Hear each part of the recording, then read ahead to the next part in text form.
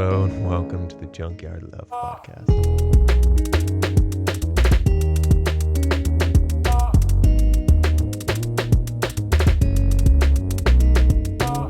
At what age do we learn how to have better conversations?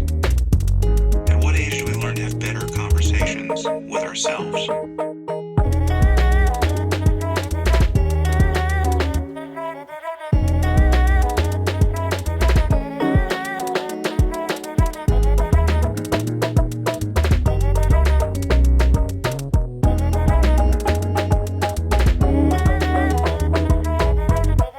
Knowledge is power.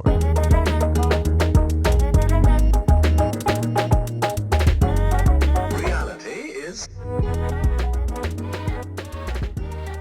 Let's if you don't mind, let's start with kind of just a brief bio background, like who are you? What is it that you do? Yeah, sounds great. Sounds great. That question, honestly, is always kind of stumped me in some ways, right? Because it's such a big question, but I'll definitely dive into it. So currently, I am a small business owner. So I operate this company called Black Sheep Business Consulting. I'm 5.5 years sober. I'm feeling pretty decent overall. Life still has a lot of challenges, but that's kind of where I'm at right now.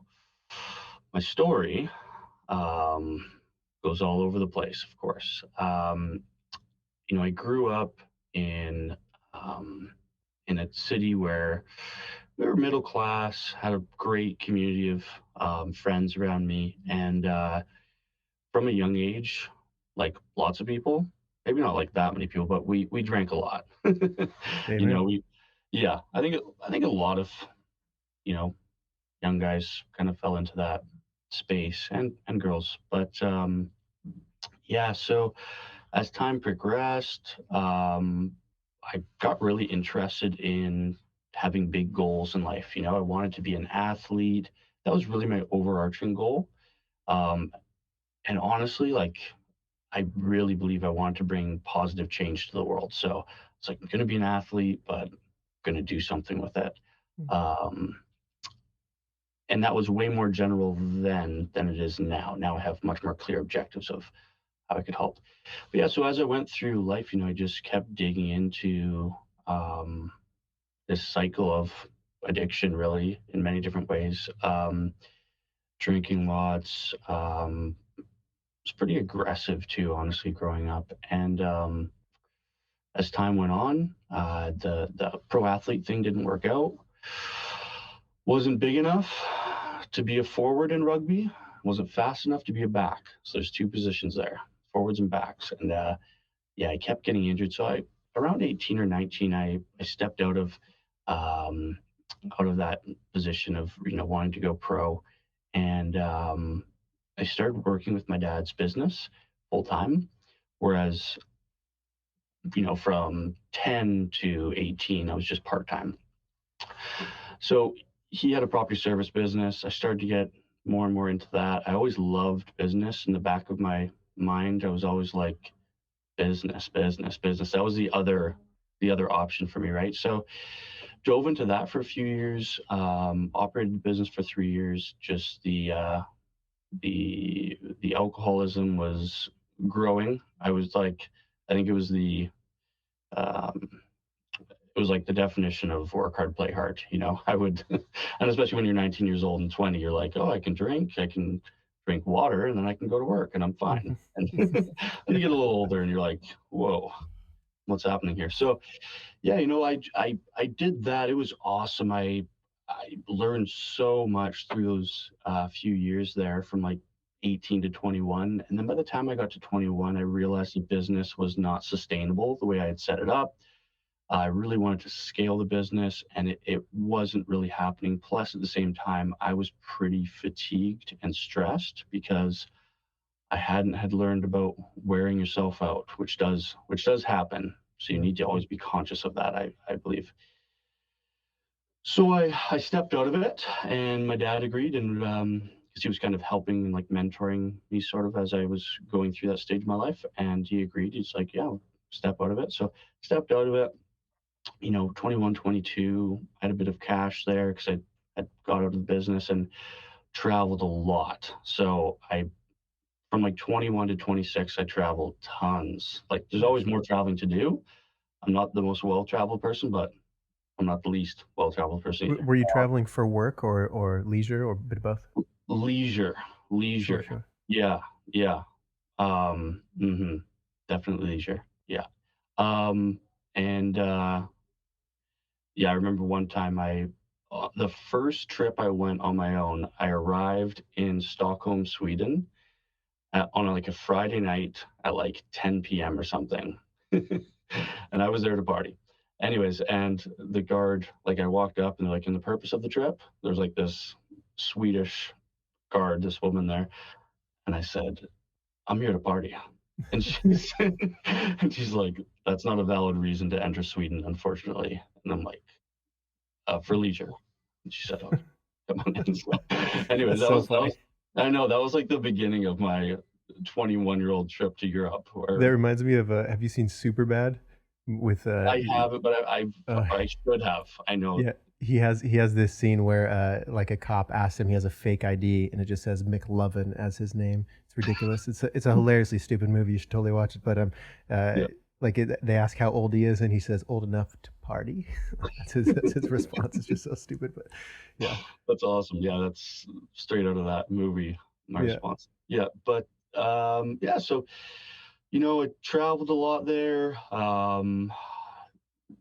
Just kept digging into um, the substance abuse and whatnot.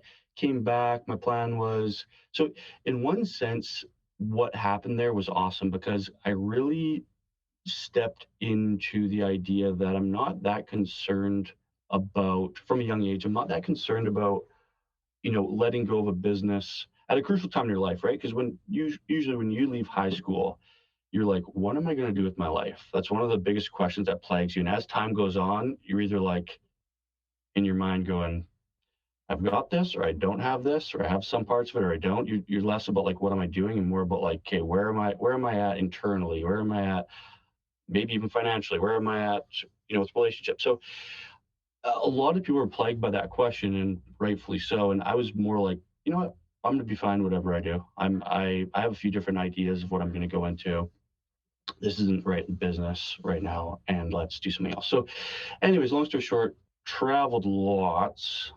Love to chat about that maybe a little bit later on the show. But yeah, I mean, as time went on, I started working in utilities and just got into more and more um, recreational activities with different substances and whatnot. And Yeah. then really got into that for a few years from like 24 to 27. And then I had this life changing event when I Mm. was 27, I believe. And that's what kind of set me on the current trajectory I'm on. Mm. Okay, yeah, yeah. I definitely want. I feel like this is a phenomenal. We could spend some time on this life changing event if you don't mind, because Yeah. I feel like many. Mhm. I mean, for me, I had a similar, around that age, is where like it's like everything seemed to change, and I don't know if you're familiar, but like in the artist world, in the world of musicians, I might have mentioned this to you on our call. There's like this 27 club. Um, yeah, so there's like Yes. like Nirvana, Kurt Cobain. It's essentially like I'm gonna party like a rock star, like live every day. You're gonna die, whatever. Like so, you basically are under the understanding that you're kind of gonna die when you're 27. Um, Hendrix too. There's all these different ones. Yeah. 20s, yeah, there's so many. so something Um, weird with our psychology there too, for sure. Definitely, definitely. Yeah. Okay, so yeah, no, that was definitely So yeah, um, what changed? What happened? And yeah, let's talk about life mhm, before and after. Yeah. definitely, definitely.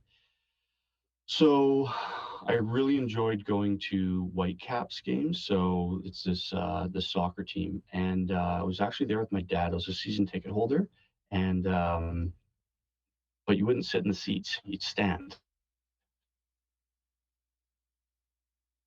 because it was the super section. So I was at a game, and by the way, I'm completely in the wrong in all this. I shouldn't have done any of this, but this is kind of what happened. Mm. So I was at this game, second half.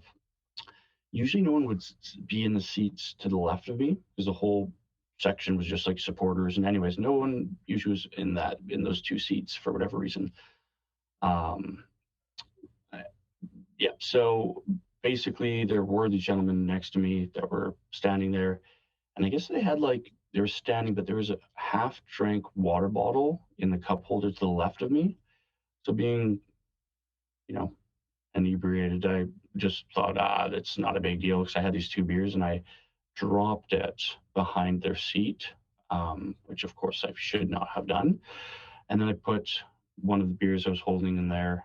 As the game continued, one of them brought it up to me and was rather upset, and I believe I apologized, and I said that I was in the wrong, but who knows. As time went on, and I was pretty loud because a lot of people in that section are really loud and chanting and doing things, they continued to bring up the issue and call names and whatnot, and it really continued. And anyways, some back and forth happened, and eventually a fight broke out. Again, hate to sound like a broken record, but I'm completely wrong on this. And yeah, but in the end, the police came down. I was in like a pretty violent fight between a bunch of different individuals there. And in the end, I was charged with, three charged but not convicted in the end. So charged with 3 counts of assault, and was asked to not return to the event center there, the stadium. And as time went on, I had a court date in October. That was in August, and in September, I just like by fluke called a number for a lawyer because I needed a lawyer, and it happened to be somebody I went to high school with, who I know was incredible at law and very intelligent because one of my best friends is a lawyer, and he would always tell me that he was like leading the university and just incredible. So it was interesting how that worked out. That was on a Monday. He checked my file. This is at like 7:45 p.m. So most people aren't working, and answering calls at that time. And he, as of the Friday, the prosecutor had reviewed the files prior to going into court, and he put out like a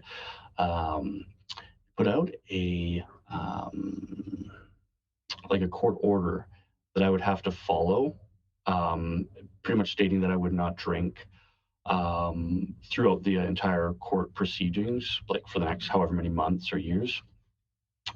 I didn't see it because I'm not checking that system, and there was like a warrant out for my arrest.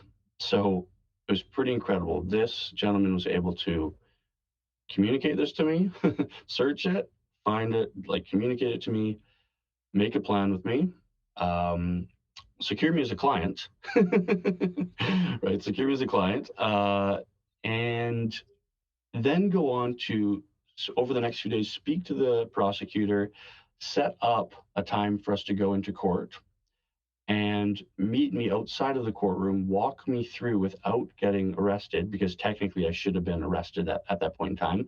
So no handcuffs put on me whatsoever. He walked me through because he knew all the different security guards and whatnot at the courthouse. And then leading up to that, talk to me about the court order and say to me, if you want to do this and if you're going to, agree to it. If you plan to drink throughout this process, don't agree to it, because you will face potentially jail time if you're caught drinking throughout the court proceedings here over the next few months. So inside, I felt friggin' saved, because I was like, this is the first time finally something's forcing me to do this. I've felt inside multiple times that I have this issue, and it's like, it's such a personal thing, right? You could drink, I truly believe you could drink every single day and you could not be an alcoholic.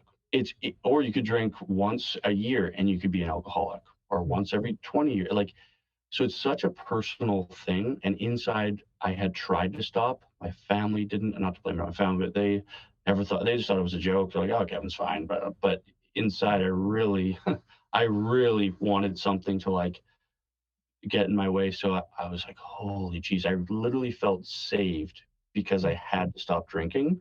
There's probably a little bit of fear there too at the beginning, but I yeah. also remember feeling that. I can actually remember where I was standing. I was on the top of a landfill because that's where I was working. I was doing different utilities and piping because landfills have a lot of methane gas. So, and it was kind of cool because just the way the sun was out, it was like this really interesting setting. And I always remember just like walking and being on the phone and just like, yeah, and thinking about it. So, anyways, Yeah. from that point on, yeah, it was from that point on, um, it was serenity, right? It was turning myself over and um, saying I have an issue and I'm willing for something outside of myself to guide me.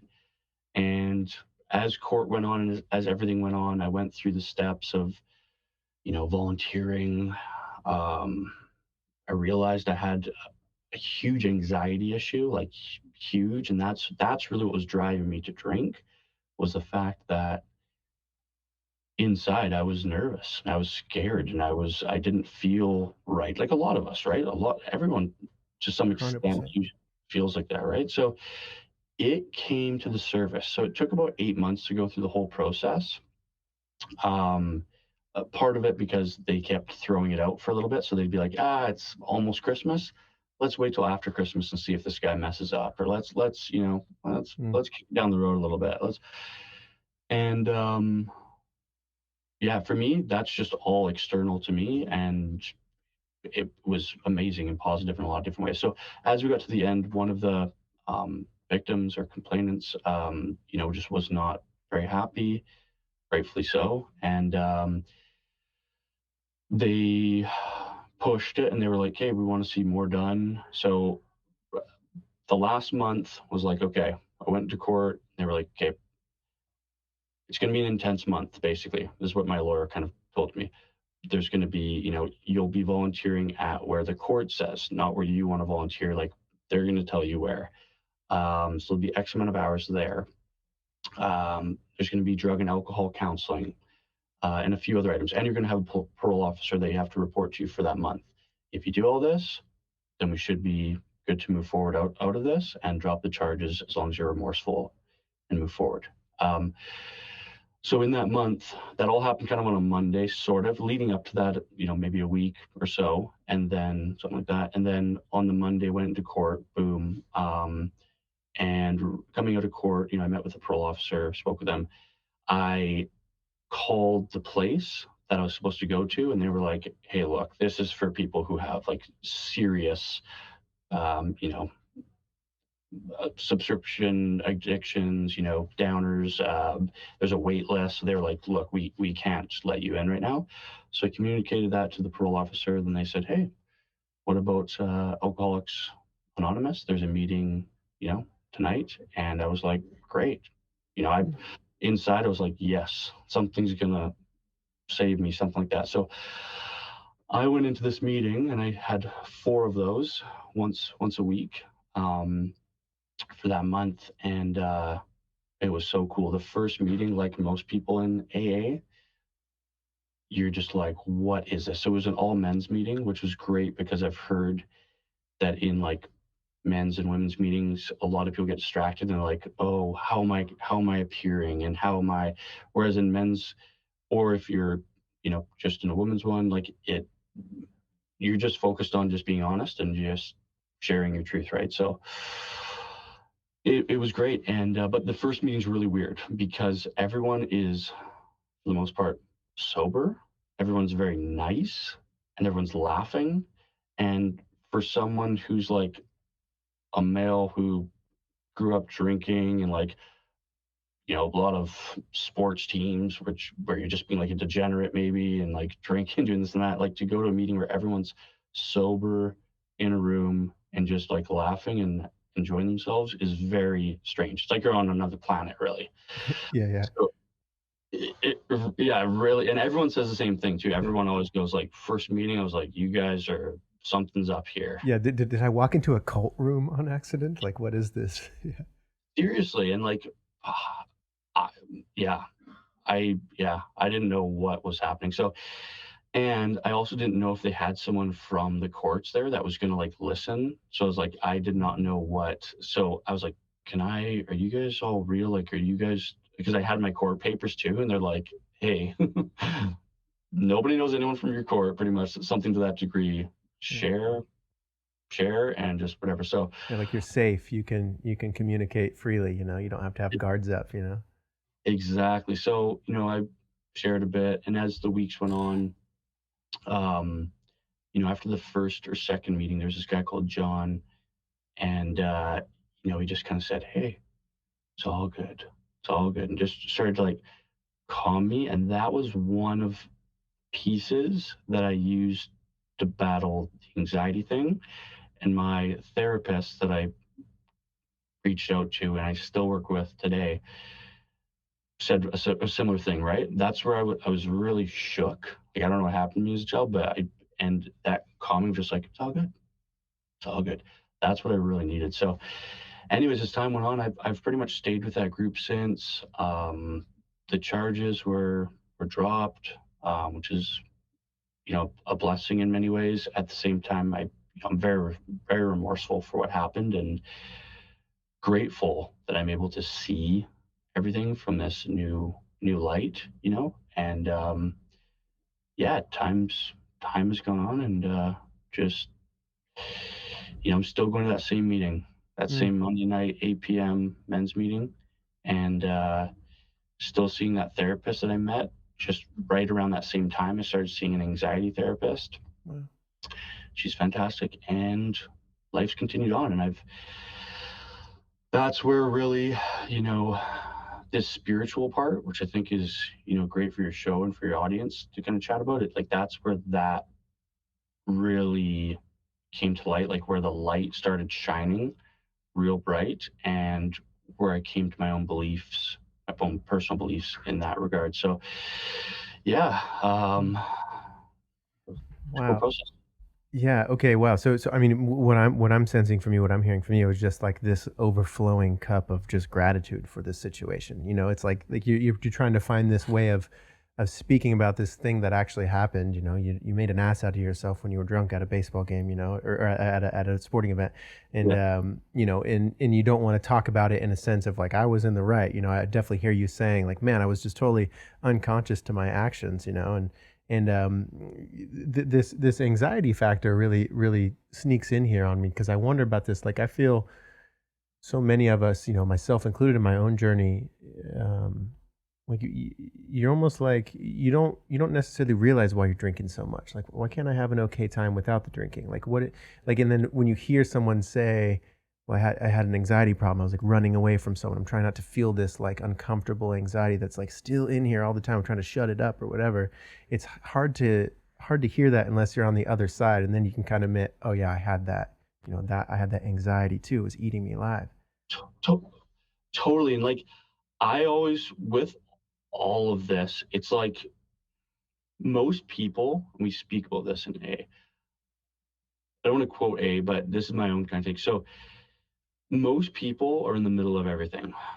They're in an okay job, and I'm not trying to downplay like people in general, but just they're stuck in the middle. It's like everything's okay. Maybe the relationship's okay. Maybe they feel okay about themselves. Maybe their goals are okay. They're kind of going for everything's okay. It's just kind of in the middle.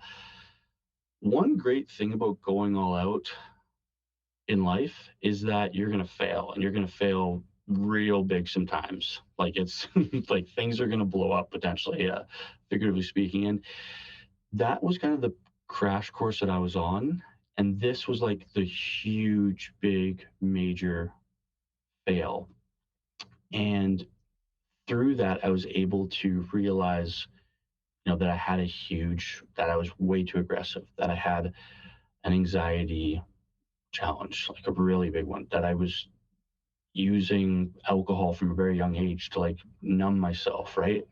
Majorly numb myself, and other substances. And so that's just the one, like, if I could share one thing with anyone who's kind of in the middle on stuff, it's like, go all out. Just because the failure, like at that time, I was like, this is the end of everything. How am I going to get through it? That was always the plan, right? Like, how am I going to get through this in life? How am I going to get through that? And by letting everything blow up, you're able to kind of just step back and go, okay, where was I completely wrong? But if you just are always in the middle, you're just always going to stay there, right? And that's a great thing about alcoholics and maybe anyone who's, it could maybe even extending outside of alcoholics, like somebody who's in a relationship or maybe somebody who's abusive himself. It's like when you're able to kind of step out of it, you're able to examine it with like a new light. So yeah, it's not always the worst to kind of run into these major issues because you can learn so much about it. But just from the alcohol standpoint, it's like, are we grateful alcoholics? Or even like uh, in any in even in like relationships, or you're in a bad relationship, are you grateful that you were in that bad relationship? The idea is that we are grateful because without this trauma and without these challenges, we wouldn't have been able to learn this, right? So can you imagine just being in the middle of everything? Oh, I'm going from one okay relationship to another okay one. My job's okay. It could be better, could be worse. You're never going to learn anything, right? So, Mm. anyways, it's just going all out and almost like the way I think is really visual. And in rugby, so I used to play a lot of rugby, we would always talk about when you're going to crash a ball, so you're taking the ball, it's kind of like football in a sense. You're looking to go as far forward as you can before you go to the floor, before you go to the ground. Taking somebody else with you, like literally grabbing one of your fellow teammates and running in so that they help push you like another, a yard forward. That is what I always think about when I think about like failing in life is like with your team, go as far as you can, crash, and then get up again and do it again, right? Like, so, anyways, it's kind of a physical way of thinking about it, but that just always comes to mind in business and a lot of different things. This is referenced, right? Just taking something to the extremes that you can learn from it, right? Even for Mm. marketing, like I do a lot of marketing with the business. There's this guy called Alex Hormozy, and he says marketing is just a fancy word, a fancy 9-letter word for test. It's all you're doing, right? You're just testing how something works. So, Mm.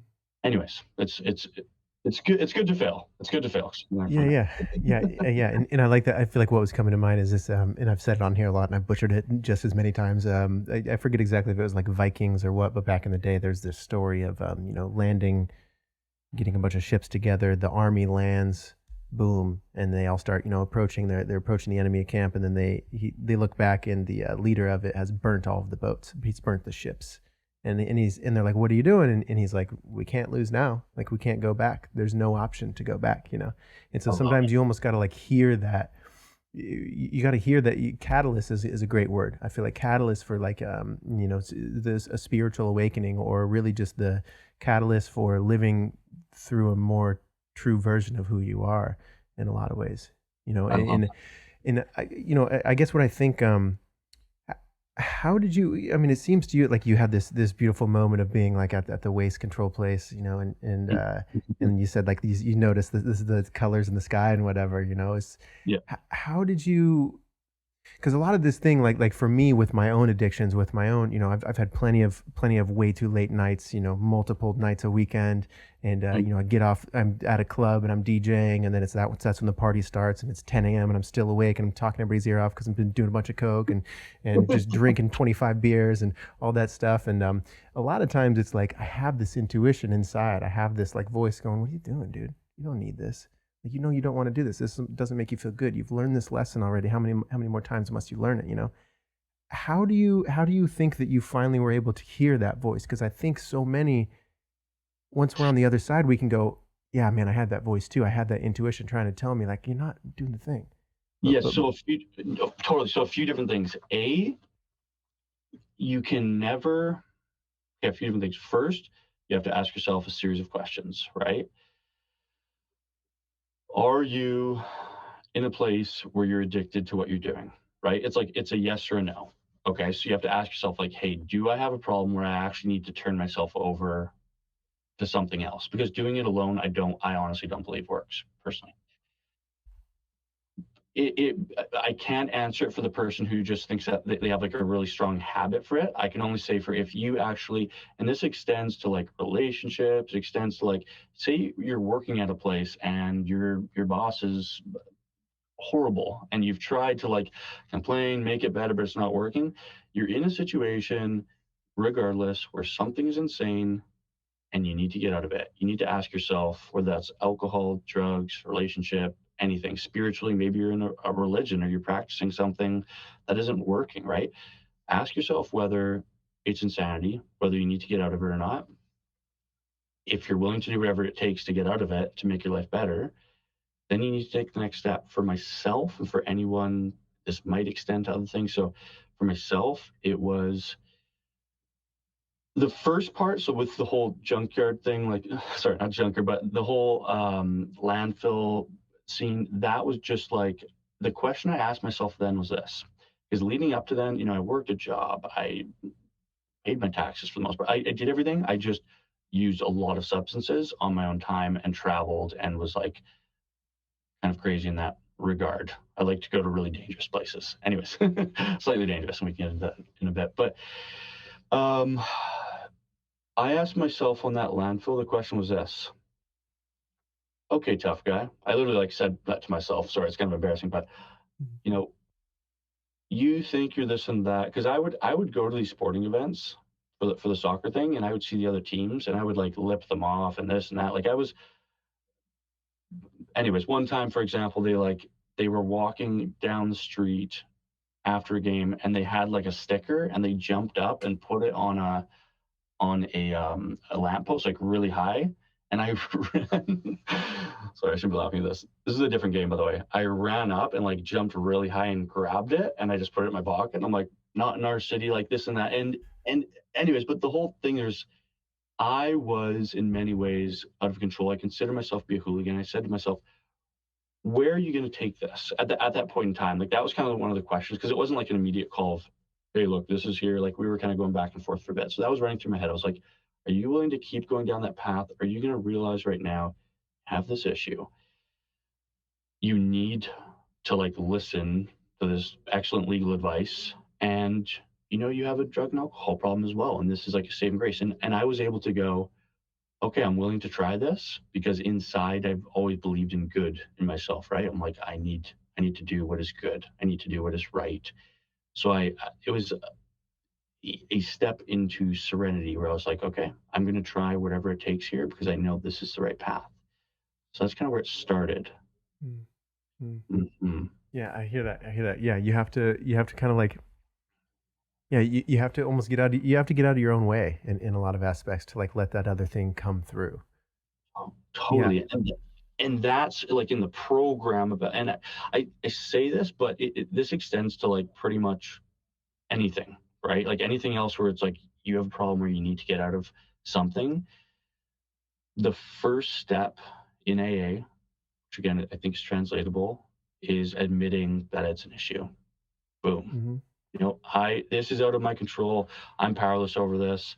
This thing, whatever this addiction is, whatever it is, I can't do it, and it's not working, and I need something else to save me, basically. And then I don't want to butcher the steps, but I know from there it goes like I do AA a lot, and everyone knows all the different codes and there's not codes, but like all the different steps. And for me, I'm just a sponge. I listen and then I try to implement it in my life. And that's my truth, is like, I believe that you can do things wrong all the time, but if inside you're literally trying your best, it's all good, right? Which is the Beautiful. opposite of what we're told in public school and everything. It's like, don't take risks. You need to, if you don't get this number on here, you're a bozo and you're this, and you're going to go down this path. And it's like, the older I get, the more I've realized that's the biggest freaking lie ever. And it's like, if that was bad when I was growing up, not too bad, but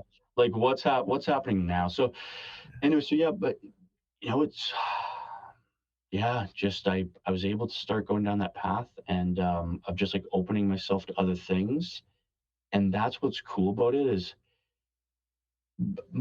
over the last 5.5 years, the number one thing that's like kind of risen, I don't want to say over top of everything, because my sobriety and, you know, my religious beliefs and whatnot, that's like number one. But the biggest theme is Taoism Hmm. and the idea of just like energy, good, bad, evil, and just that the universe is always moving and changing. Um, and resistance is one of the biggest things that you want to step away from. And this is what I see in AA all the time. And I think we can all see this in our lives and with like with our friends and our family. We have people in the program that can't get it. They can't get it. But when I talk to them about their spiritual connection, whether it's like, hey, I believe in spirituality. I believe in whenever I go into the woods, something speaks to me and I feel connected with myself. Like I need to go earth, or I just need to meditate, or I like to read books about math, or I'm Buddhist, or I'm Islamic, or I believe in Christ, like, whatever it is. Um, you need to find something.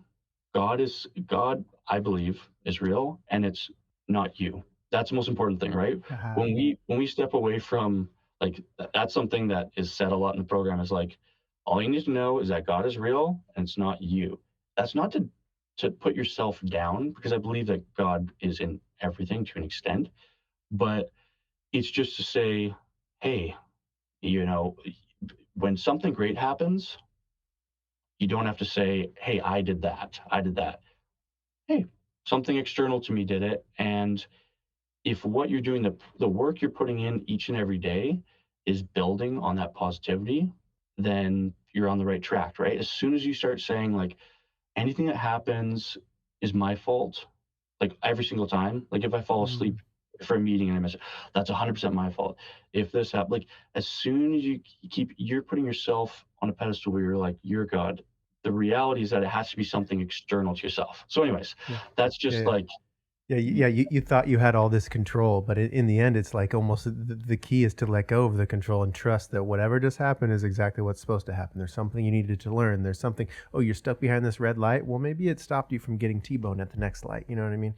There's little things that I was thinking of. I have this line of poetry I've written: Find a place to pray to something bigger than you and your stories. And it's like so often we're so mean to ourselves, and like you were saying with the letter grade, we're kind of in the Western world of thinking. It's like you either do good or you're bad, or you get that big old F or you're failing. And it's like you stop trying to take your letter report card at all times. Stop trying to judge yourself on if you're doing well enough. Like you said, inside, if you know you're trying your best, like you're really just like doing the thing and you're being honest about that with mhm, yourself, then I think you're being led to the water. that's exactly it. That's exactly it. And that's where like the biggest thank you ever goes out to like, any teacher anyone's ever had that goes, okay, I know they taught us this in like teaching school, and in university, but I'm going to go a little bit outside of this curriculum and make somebody, believe in themselves who might be having a bad day. And like, just because that's the good stuff, right? Like Mm. we can sit around and be robots and just be like, oh, you're failing or you're smart or you're great at this. But um, yeah, exploring that other side of things is just so key, right? And there's so much of that. There's so much of that happening, and it's great, right? Like everything, everything we knew as a culture 50 years ago, how much of it is completely different now, right? Like I Mm. love. I don't want to derail too much, but I just love how we're beginning to explore psychedelics. Like I've never done psychedelics that I know of. Um, one time I I had didn't know. something. One time I had some weed laced with something, and that I mean, and yeah, weed. I mean, weed in itself can be certainly a psychedelic experience, especially edibles. Edibles are actually like 5 times more psychoactive than just smoking the THC. So it's definitely you're in for an adventure. But if you're not in the right set and setting, you're just trying to constantly stay exactly who you are, when the trick to psychedelics is to let go of who you are and experience, the God that is the Tao, experience Yeah, the everything that is actually happening. And then you go, oh, I'm not just my body. I'm not my thoughts. I'm not, I'm much more than this. That's what psychedelics are kind of, intended to open up in us. it's great. I am such a fan of all that, and I'm just like, why when I was doing all that did I not try any of that stuff? just Yeah. yeah. But anyways, but that is so awesome, Yeah. and Yeah. yeah. Wow. Well, yeah, dude, I just think it's incredible. Thank you for sharing that. Thank you for bringing vulnerability, to, I'm sure it's, maybe it gets easier, day after day, year after year to like share that story. But, if you're anything like me, it's been a heck of putting my foot in my mouth and stumbling over it and saying the wrong things. And finally, like, if you, I'm 31 now, and my sort of catalyst to, be myself and have some sort of connection with something bigger than me, started around the same time. And it's just been a heck of a time trying to figure out what I think about it and what I mean about it, and how I can find grounding now. And I think that's the gift of it, is stumbling out loud. And I think a podcast is a beautiful thing to, it's not a 5-minute interview, Mhm. you have to say the exact same right words and you have to express yourself super clearly. It's like, think out loud what you're kind of going through, and we can resonate with that. It's a beautiful thing. It's so great. I completely agree. I've probably been on over the last, like, since COVID, maybe 5 podcasts, something like that. And it's that every single time. What is it about podcasts that, you know, just makes us, I think it's what you said, right? It's that it's not super short. You're able to dive into it. And like, you know, if we can strip the podcast thing away, okay, should we just as humans be doing more of catching up with people, right? Like it Yeah. doesn't it bring you back to like how you should be feeling, just like Well, discussing everything and getting into everything? well, Like if have you, you, yeah. sorry to cut you off. Go ahead. Go ahead. No, no, that's awesome. Yeah, I mean, I think of, who and what we are, like through whatever process we've gotten here. I'm sure there was a time where it's, we are talking around campfires, after we've hunted all day, and now we're just talking around campfires. And I feel like, cave paintings and all this sort of stuff is storytelling. Is how our psychological, layout is what our experience is a story. It's storytelling, and it's not about getting it right. It's not about reading a story over here and taking your note cards, and then you come over here and you say exactly it because you remembered it perfectly. That's not that's not real. That's a mimic version of it. Do you find that the way that you, just even the things that you talk about, as much as I would totally agree that, when I would drink a lot, I've only been sober for a few months now, but I feel like the last few years it's been like just a beer or two. I've really kind of like really just been over it for a while, but I'm still trying to like figure out exactly what it is. And Mm, what's interesting, this is a side rail. yeah, The reason why I kind of like perked up when you first reached out to me is actually my last beer. There's this place in Austin called the Black Sheep Lodge, and my there you last go. beer was there. And I was Yeah, sitting there, and I'm a natural introvert. I love to like work on poetry and write music and stuff like but I like being in these loud environments. Sometimes I'll have yes, headphones in, and so one of my favorite things to do, go to a dive bar, write some poetry, have 2 beers, and have a meal. And I was like, it was in December actually, and I was there and I was drinking the beer, and I just knew this is my last beer. I was like, huh, well, this is interesting. And it wasn't like I'm mad at myself. It wasn't like, oh yeah, I knew this was coming. Here it is. Um, and so my roundabout point, would be, do you find yourself like the person you were before? Like, even though you have this social lubricant, right? We love that word of, mm, you have some beers and suddenly you're like open and you're just BSing, you're connecting with all these people and whatever. There is that, and that is a beautiful thing. But I find that the quality of my conversations, the things that I'm talking about, things that really light me up inside, like, what is this all about? Like, what is mm, this? Like, how have you experienced life so far? And what have you learned, in the last couple months? I mm, find way more access to enthralling conversations, when I'm not have mm, just drinking and conversating. Not to hate on that, because it is yeah, great. But so your no, conversations before and after, do you find that they're vastly different? mhm. Well, on that point, one thing. Okay, so got a few different groups of friends. Pretty much they're all just friends, right? But like different kind of circles, but they could all be at one party and they'd all get along, right? But just, a few different circles. So basically my main circle of friends, as I was drinking and diving into, substance abuse, they really distanced themselves from me because, when you're 21, it's normal, maybe. I don't want to put like a number on it, but and then as time goes on, people just kind of, grow out of it. I was like kind of growing into it, in my mid 20s. And they distanced themselves from me. And a few months into sobriety, we were at my buddy's stag, and they said something that really inspired me. They're just like, "Hey, we something along the lines of like, we love the sober Kevin.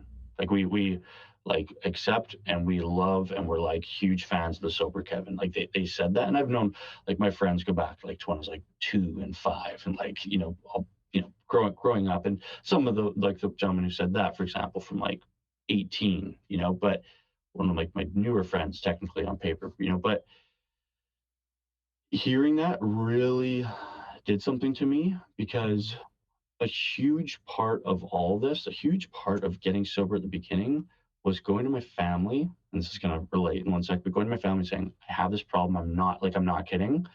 And them acknowledging and saying, "We recognize that you have this problem, and we recognize that, and we Mhm. support you." That was huge. Getting sober and going, okay, now that I'm freaking sober and I feel like naked, I'm like, here, okay, maybe I'm more not alert, but like, I'm not going to lose my keys. So that's cool. But overall, I'm like, do I look okay? Am I all right? And just both saying, yeah, you're fine the way you are. And then chilling out that individual, like my vibration, I guess, just like chilling it. And a part of it, I will say, was taking medications. Like I take a super, super small, even to this day, super small one called paroxetine. And it's like um, you know, anxiety one. It's actually technically an antidepressant, but it's supposed to almost make you like sleepy, like really chill, and I have the most mild one. It works so well. Mm. Um, and part of that could be the chemical side of it, right? Who knows? Maybe I was just born. I don't know, or maybe If it works, man. That's great. exactly. So you know, with regards to the conversating part of it, like to be able to get to the point, that was my goal when I literally went. So about 8 months in, right when the court thing was pretty much, you know, ending, that's when I was like, okay, I need to, because it was long enough where I'm like, I have this anxiety issue. Like I was really concerned, and I found this anxiety clinic and started going there, and yeah, that's when I started diving into all that. But yeah, the main goal that I said to my therapist was like, what's your objective with all this? And I just said, I want to be able to stand in a circle of people, not think at all about the anxiety side of it, and I just want to be able to just talk and just be a positive version of myself at work and even personally. And I want, like, that's my goal. And today, to be able to be there where I like, am I going to say 100 times I'm like that? No, but like maybe the one time that I'm not, it's like a tenth of what it was before, or like 1% of what. So it's just way better. And yeah, the huge part of it is what we've gone back, like going back to what we spoke about before, is stepping out of yourself, being a little bit naked in the sense of like, all right, I'm going to try this new thing, and it's not going to be me. If it goes well, it's not going to be me. If it goes bad, it's not going to be me. I'm just going to learn from it, and I'm just going to kind of pull myself. And this is literally what my therapist said. If I'm in a setting where lots of people are coming at me, they're asking lots of questions at once, and that's a situation that we used to invoke a lot of anxiety, I'm going to like pull myself out of it. I'm going to slow it down, pull myself out. So I'm going to look at it like from the ceiling, kind of from the side. I'm just going to look at everyone, and I don't have to answer right away just because their energy is like that. I don't have to. And then I'm going to choose one person, and I'm just going to start talking to one person who asked a question, and I'm just going to just discuss with them.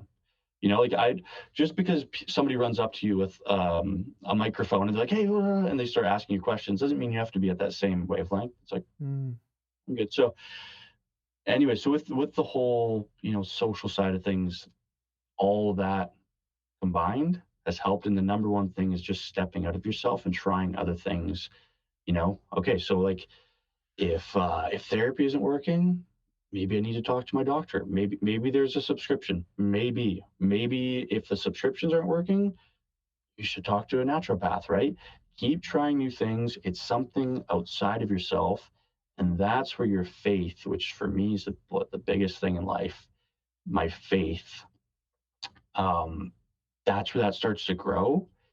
And that's where you can realize how much you are a part of everything else, how much everything is a part of you, and how the thing that's inside you, that's like your soul, how you can actually start to like learn from that, right? And like be inspired by that, and appreciate it, right? That was the biggest part of my journey where things really started to get better was when externally, and this is why it's so important for ourselves to help other people, right? Because we need it. We need Mm. on the bad day somebody to say, "Hey, you're doing amazing." If you're doing amazing, like if don't lie to people, I don't think, but like, but that kindness and whatnot, it's so key because we need that. So the more we are genuinely caring, and this is where the whole social media thing of like, hey, let's film somebody and we're going to give them the money. It's like all that's so fit. Like, it's like, I know it's just for clicks and it's for this and it's for that. And I love, there's this one guy on TikTok who makes fun of it and just takes it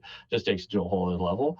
And I love that. But it's sad, right? But anyways, but what we can do in our real lives, I think, is really explore that, right?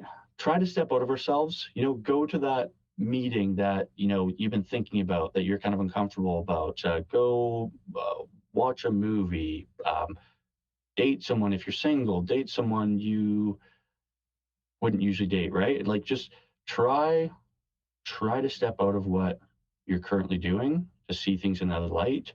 Um, yeah, and that's what really led me down that path. And as I've done that, been able to really feel inside myself who I am, and the self-love part of it was the biggest thing. In my first 8 months of sobriety, I'd come home sometimes, just start bawling, crying, Mhm. because I had never taken care of the thing inside of me. It was like a Guns N' Roses song. I was just like, okay, I've got this time off. My hands are gonna sweat. I'm gonna buy this, buy that, start consuming. I had never just gone like, hey, it's cold outside.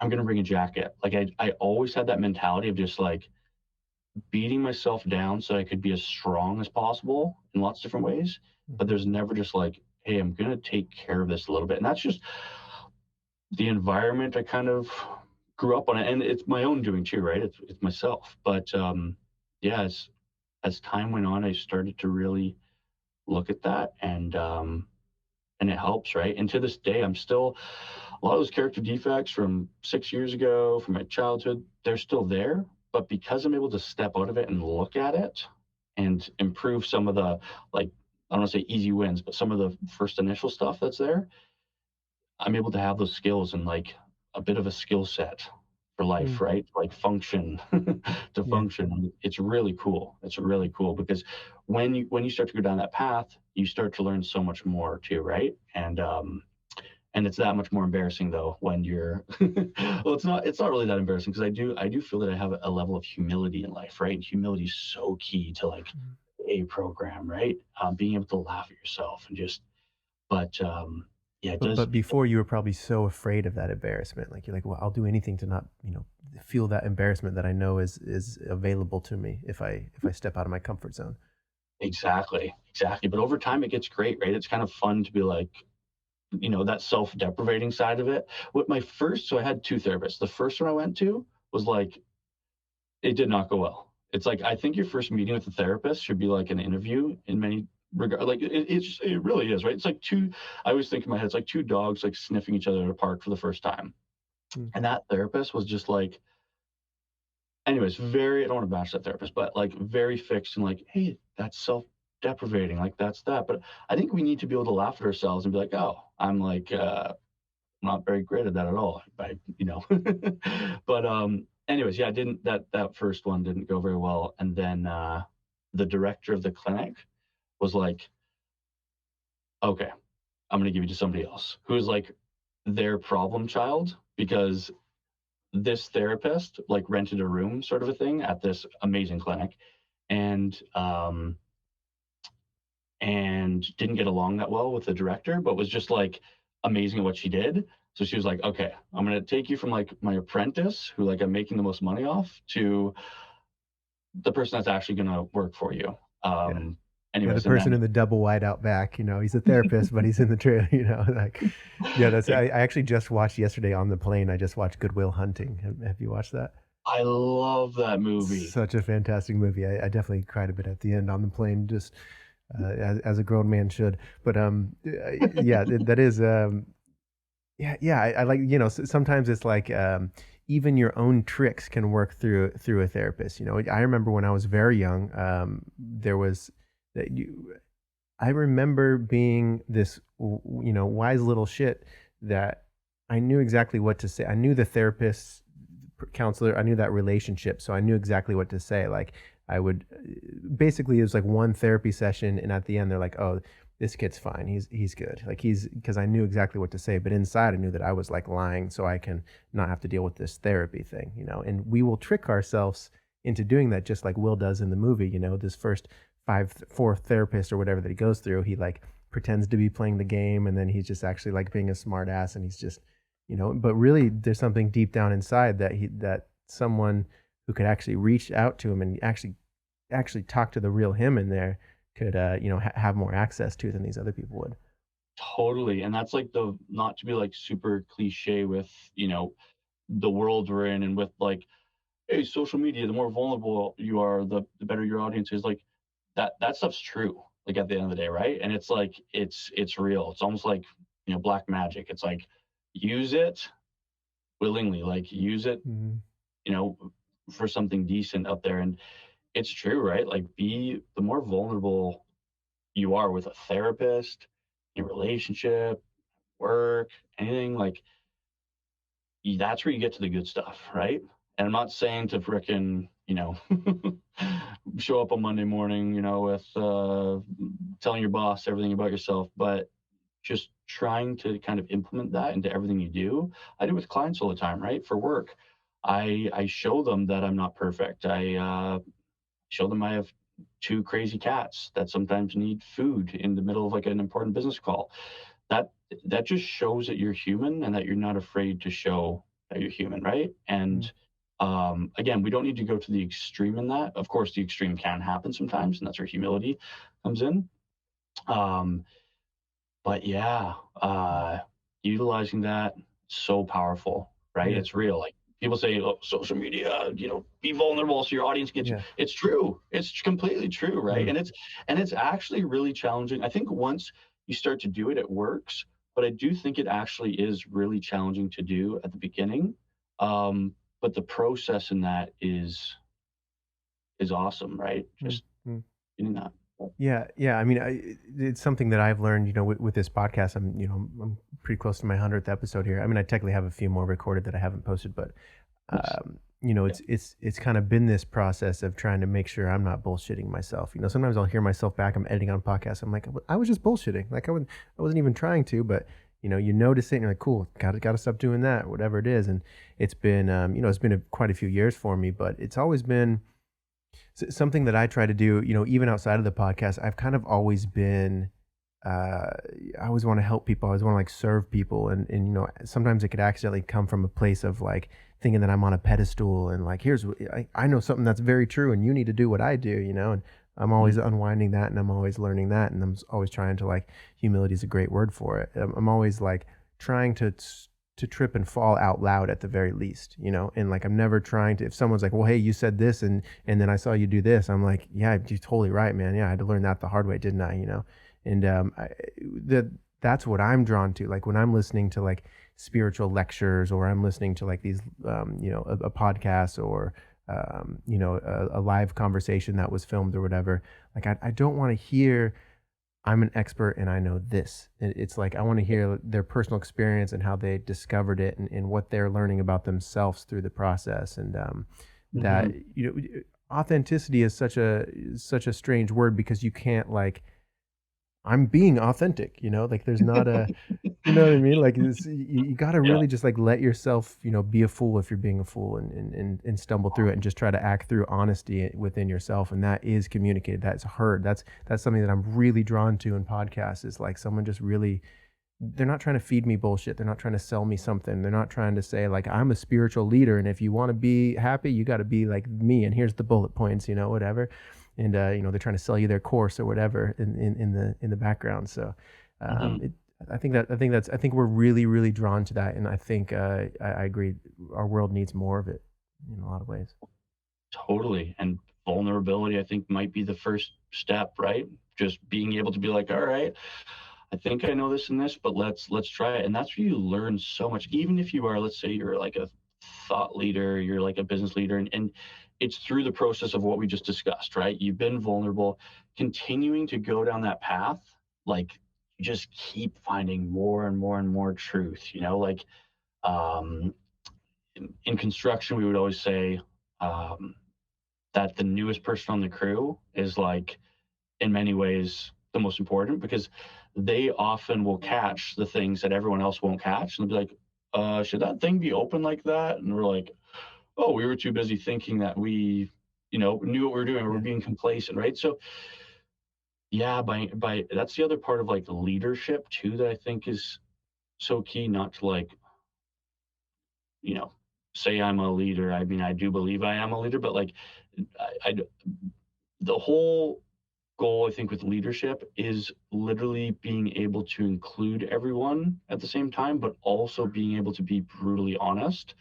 And that's one thing that I think with leadership today that's lacking is that nobody ever wants to tell somebody that they're not good at something. And of course, that's like a horrible way to like to phrase it, right? But like it's always a roundabout. But it's like by showing people and working with them to explore what their natural strengths are and to just praise them when they take risks and to praise them when they improve on something. There's nothing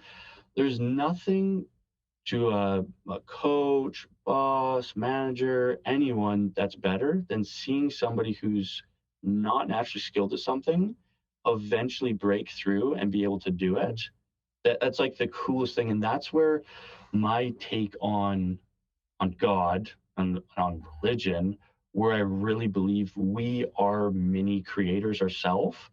Like I posed this to my therapist about a year or two ago, and I said, "Are we all supposed to be creators? Like, are we like?"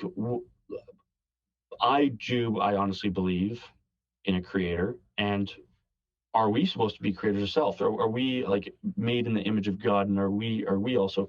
And she's like, yeah, it's kind of a philosophical question. I don't really have the answer for it. Like that's interesting. But the more that life goes on, there's my philosophical thought for the day is that we are all little mini creators, and and it's awesome, and yeah. So um if you're gonna, yeah, it's that plus the notion of like working with someone and seeing them persevere.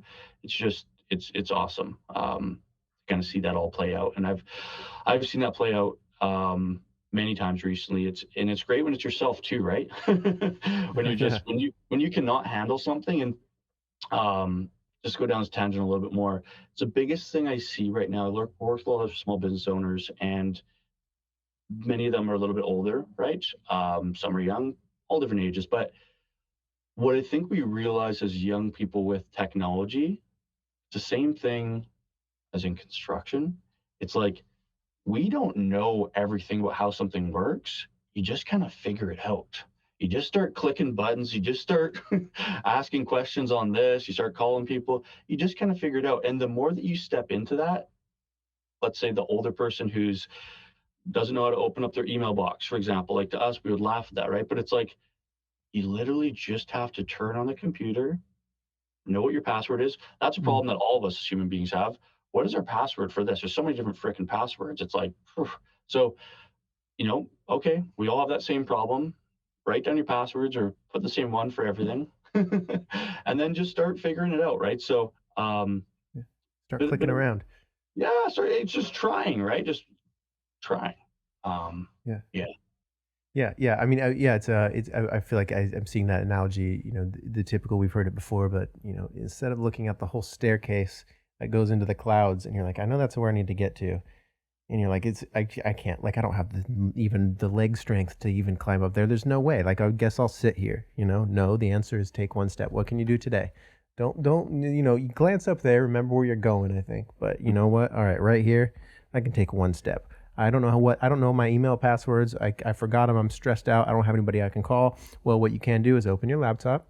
Okay, you got a homepage. All right, where's is maybe I can just type email and maybe that'll pop up. No, that didn't work. Okay, maybe I start clicking on these things. You're getting farther. Take the step that you can take. You can't just sit down and accept defeat.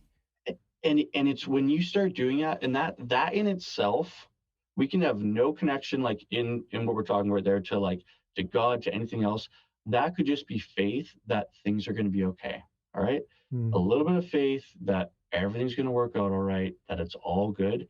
That faith right there can get you to the top of that staircase in time when you literally had a minute left on the clock. And the more that we do that as human beings, like, oh, geez, I have 5 minutes to this meeting. I need to send this off, or I need to call my mom and wish her happy birthday on her birthday. She's about to hop on a flight. Like in 3 minutes, like when you start to just try a little bit, and just test it out, you realize how much the universe and just everything else helps you, and you just become empowered to do so mm. many different things, right? So it's great when we start to just spread our wings and just try a little bit. We open up that computer and throw in apples 1 2 3, and next thing we're in. And Yeah. I'm just kidding, I don't use that Yeah, password, but yeah, give me those yeah, right. genuine. Everybody write that down. That's his password for everything. Um, yeah, I mean, it reminds me literally of that part where you're in you're in a situation where a bunch of people are asking you different questions and you're overwhelmed, but you kind of give yourself that bird's eye view. All right, I'm going to answer this person right here. No, you can answer everybody all at once. Cool, accept it. Give yourself a little bit of faith that it's still going to be okay when you just talk to this person. And then cool, you answered that question. All right, Stephanie, yeah, I Yes. agree, blah, blah, blah. Rodney, what did you say again? Oh, okay, yeah, yeah, cool. Now you've just solved it. You didn't have to solve it all at once. I Yeah. like this saying, and I feel like I say it probably way too much. Is as you begin to walk the path appears. It's is this brick, this magical brick thing, and you can't always see the whole path, but you take a step and there's a brick, there's a path. And that's like the inverse of Steve Jobs saying you can only connect the dots like looking backwards, right? It's like if you're anyways, like he always says that, right? Like Yes. if you achieve something, let's say 10 years from now, you achieve what your goal is right now or something close to it, you can't at the beginning go, I'm gonna get there this way exactly. I believe in planning, by the way. Plan for sure, but just know that the road is going to appear in front of you, right? As you start to walk it, right? So it's kind of the inverse of that one. But yeah, it's so true. So true. And then you start to like see the path, you start to trust it. It's like, ooh, it's lit up. I like this.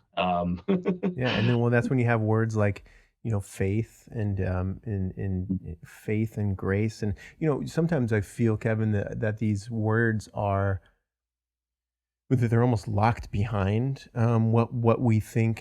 what we think about religion or what we think about spirituality, or what we think about God or soul, or again with any of these words, like if I look at myself when I was younger, it's not that I was like anti any of these things, but it was just like it just seemed hopefully this doesn't sound offensive, but it just seemed goofy to me. I was just like, I Yeah, don't like whatever. That's like I did it, and so like totally. even anytime somebody said the words faith around me, I thought I knew what they were talking about. If they said God around me, I thought I knew what they were talking about. When they said soul or spirit or any of these things, I thought I knew what they were talking about. And these are profound, they're words, but they spark something very, very us, very divine within us. That Yes, and yeah, they mean something different to everyone, right? So that's yeah, why it's like if your definition of faith is what you think it is based on like when you said that there, I started to think, what did I used to my definition of faith be? And it's like, uh, oh, it's a bunch of people in a church and they're all wearing like, this type of clothes that's yeah, yeah. You're like not that's not me. That's what you would y- think. I y- know what it is, and I'm not that. yeah, like that's You're crazy, and blocking that's something. exactly. And let's try to explore those words.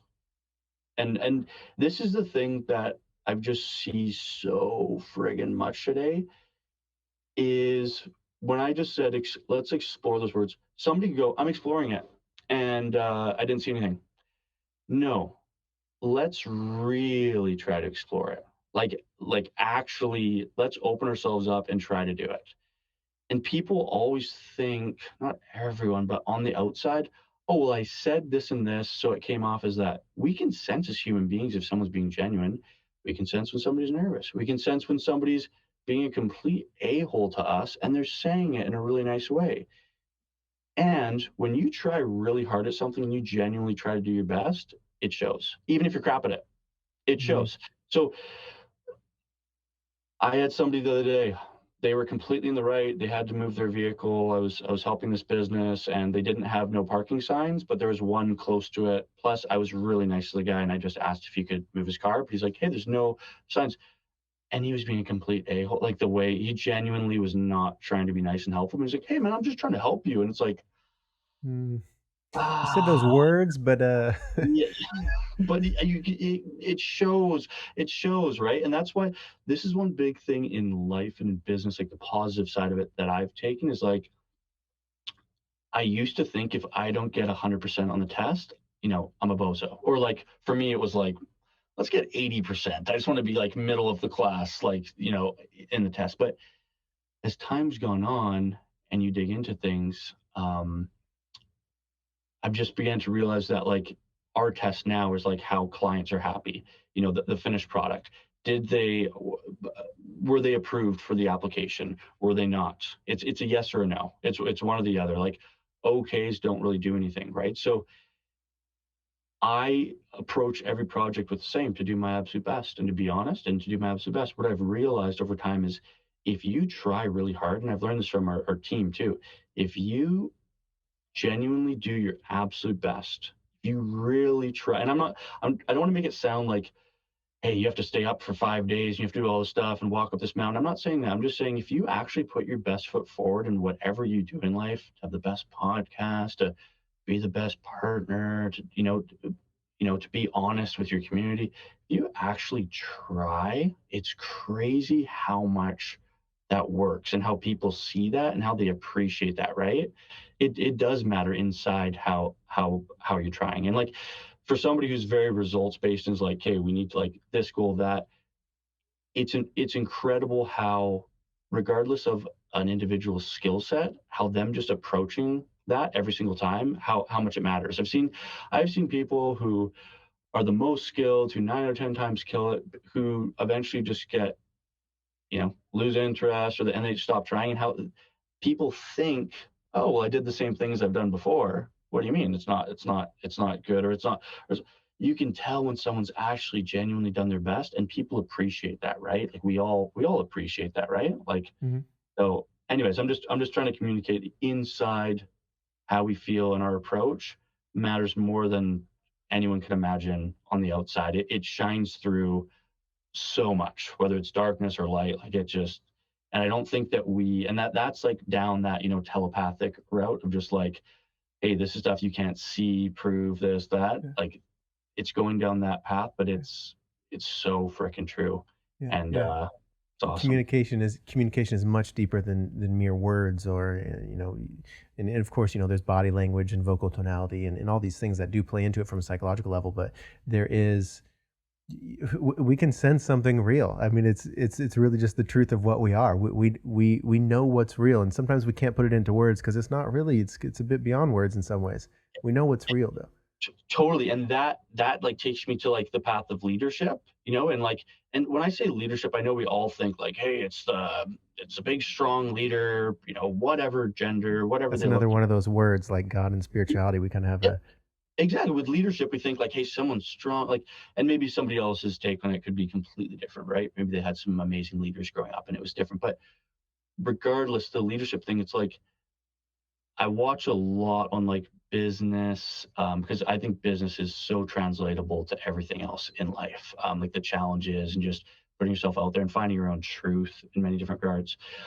Excuse me. And people, a lot of different people on different podcasts and different, speeches, they talk about how if you do something and if you start moving towards it, and if you're leading and you're taking it to where you need to go, people will just instinctively follow you because they can tell. Because first of all, that's actually really rare when somebody's like, anyone can say, hey, I'm going to open up this business, this and that, and they can start to do different things.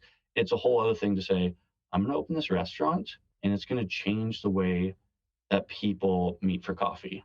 Okay. It's going to like, this is going to be something I've had this in my dreams.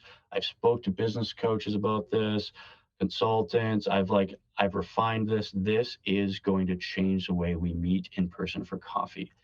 Totally hypothetical, but I'm just giving you an example, right? Like if you start to do that and build that, people instinctively that are supposed to be there will know it's real, right? And follow it. And the guy who's absolute Looney Tunes, like somebody who's like just making it up, might attract people who want to be attracted to like that really negative situation, right? There might be some people Mm, who either do actually have some mental challenges, and God bless them if they were being duped in by some horrible individual in that instance. But we follow the truth, right? It's like the wind. We how can I prove to you the wind is real? You know,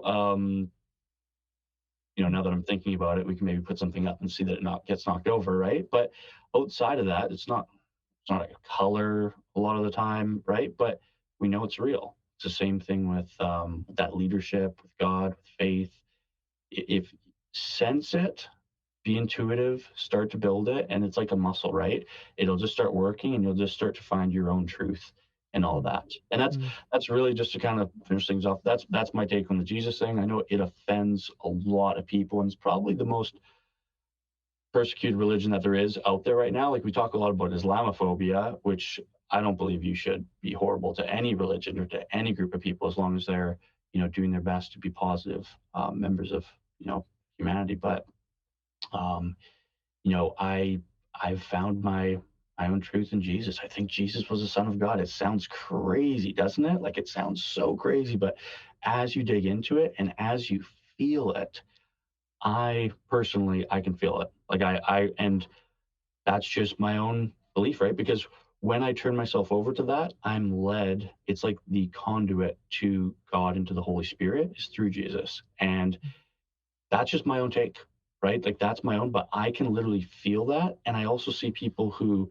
reject it so much. And I also see people who, like, how many times when you see a professional athlete or anyone, receive an award, how many times do they stop and they say, thank you, God, or thank you, Jesus? And like, why is that? Like, who knows mm, I mean I believe that a big part of it is faith, turning yourself over to something else mm, that will help guide you, and that's just one thing I wish for like the whole audience and anyone who's watched to this point in the podcast is like start building your own, and if you do have your own, keep exploring it, right? And like um God is real, and it's not you, and mm, it's not to downplay any person. I think that everyone is special, and that's the biggest thing in like sports teams and parents that I've always loved is like the parent who believes in the kid that's not even theirs.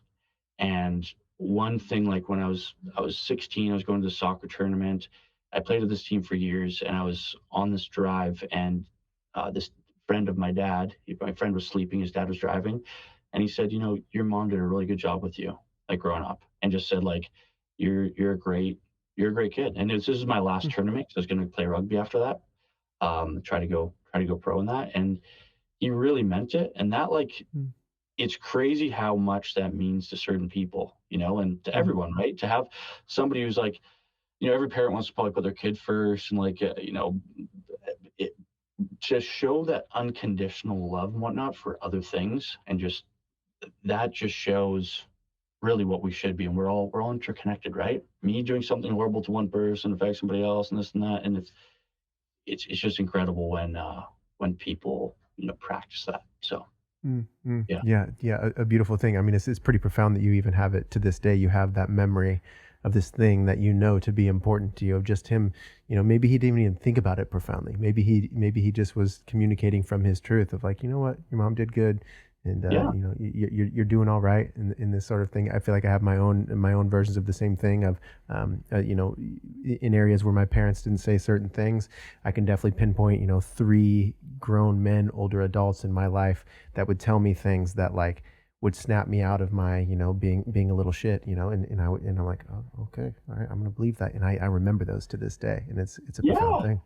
Yeah. So even today, tomorrow, like we can still say those things, and we shouldn't go around making stuff up and doing this and that. But if we can honestly talk to people and try to inspire them through just being ourselves and like pointing out, like, hey, that was incredible. Like that was Mm. whatever you did right there. That was incredible. What was that?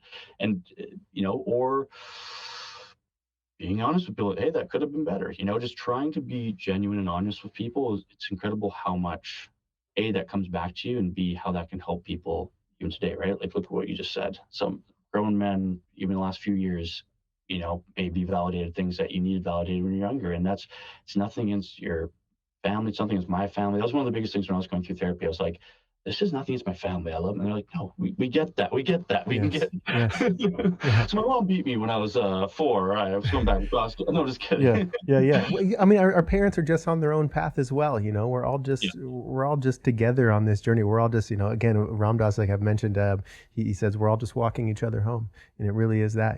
There's this current that's going through, and we're all maybe not aware how our interactions are affecting each other in like very deeply profound ways. But when we're acting from truth, I think that we're all falling back into that current. We're not trying to go against the river and go against the current that's forcing against us. It's lifting your legs up and just, I'm going to say that, I'm, you know what, you did a good job, kid, or what, I see better than you. And I had teachers, I had a principal who pulled me to the side after I I basically smoked a bunch of weed, and then I went to this school dance. And he didn't get me in trouble, but he pulled me to the side and basically told me like, hey, I don't know if you noticed or not, but people listen to you. You're a leader. And now, at the time, I'm like, okay, bro, cool. And to this day, I notice when I'm rambling on, people are listening to me, and so I should take responsibility. And that's, I think that's what a leader should do. Kevin, we are getting up here right in time. I would love to just very quickly, can you tell people where to find your business, where to find your website, where to find more on you, all of this? For sure. Our website is bsbcon.com. That stands for Black Sheep Business Consulting. I love chatting with people. I love, just general discussion. So I'm really accessible. I always tell people, if you want to get a hold of me, call me, because I always answer my phone, or I was calling people back. Emails, I can let those get pushed down, but you can contact me by email too. But yeah, we write business plans. In the next minute or two, I'm going to go into this other call with this very nice gentleman, looking for a business plan. And yeah, I'm just, I want to be, who's the guy from the Matrix? Neo, Morpheus? I want to be Morpheus. No, I forget his name. He's a Canadian actor, but he's just a real, like, down to earth individual, right? And like I want to be in a point where I can make change and where I can be successful, but at the same time, I want to be somebody who's just as normal as you could be, because that's how I feel like, what I'm meant to do, and to just do my best and make mistakes on the public stage. Like that's where I really want to go. And anything I can do to help other people, I want to try to do. So yeah, thanks so much for your time today. It was a great time being on the show, and you're doing a great thing. Awesome. Yeah, thank you, brother. I appreciate you saying it. Yeah, we'll be in touch. I would love to pick your brain about my own business and my own kind of plans here. So I would love to set that up, and maybe we should hop on a phone call so I don't text or email you. But if you have time the next few days, I would love to coordinate that, man. I'd love to chat with you about that. Sweet, dude. Let's do it for sure. Thank you so much, man. It was great talking to you, dude. I'm excited to see it. I know it might take weeks or months till you actually post it, but that'd be cool. Yeah, man. Awesome. Yeah, we'll see. I think I'm going to post this one a bit sooner. All right, cool. All right. Cool. Thanks so much, man. Have a good day. Thanks, Jake. Yeah, you too. Take care, brother. Listeners, love yourselves. Peace out. At what age do we learn how to have better conversations? At what age do we learn to have better conversations with ourselves?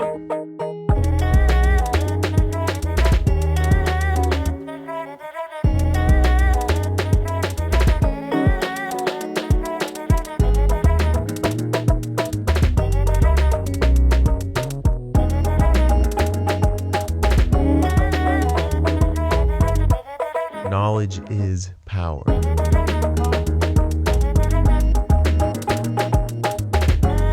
Reality is